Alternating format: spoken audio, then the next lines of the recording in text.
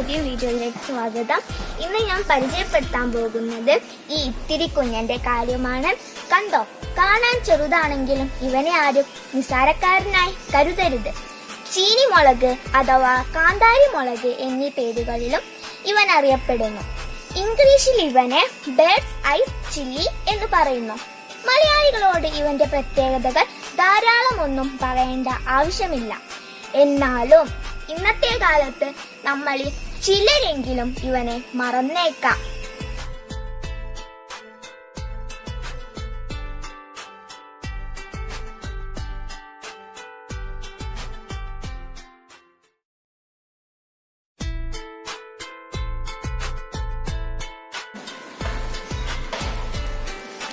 ചീനിമുളകിനെ ഒരു ഔഷധ സസ്യം എന്ന നിലയിൽ എവിടെയും പരാമർശിച്ചിട്ടില്ല. എന്നാലും നാടൻ ചികിത്സയ്ക്ക് ചീനിമുളകിന് വലിയ പ്രാധാന്യമുണ്ട്. വയറ്റിലെ പുണ്ണ്, ദഹനക്കേട്, രക്തസമ്മർദ്ദം എന്നിവയ്ക്കൊക്കെ ചീനിമുളക് നല്ലൊരു ഔഷധമാണ്. ചീനിമുളകിൽ vitamin C, vitamin E, vitamin A എന്നിവ അടങ്ങിയിട്ടുണ്ട്. ചീനിമുളകിലെ എരിവ് കൂടുന്തോറും ഔഷധ ഗുണവും വർദ്ധിക്കുമെന്നാണ് കണ്ടെത്തൽ.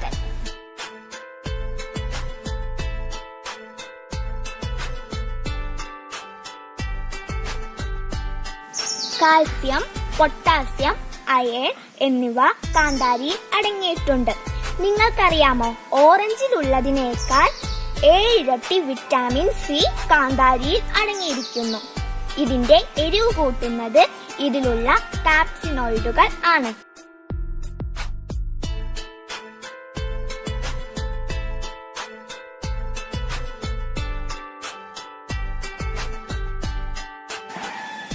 യാതൊരു പരിപാലനവും ആവശ്യമില്ലാത്ത കാന്താരി 1 മീറ്റർ വരെ ഉയരം വയ്ക്കുകയും 6 വർഷം നിലനിൽക്കുകയും ചെയ്യുന്നു. കണ്ടോ, ഇതിന്റെ പൂവ് എന്തു ഭംഗിയാണ്.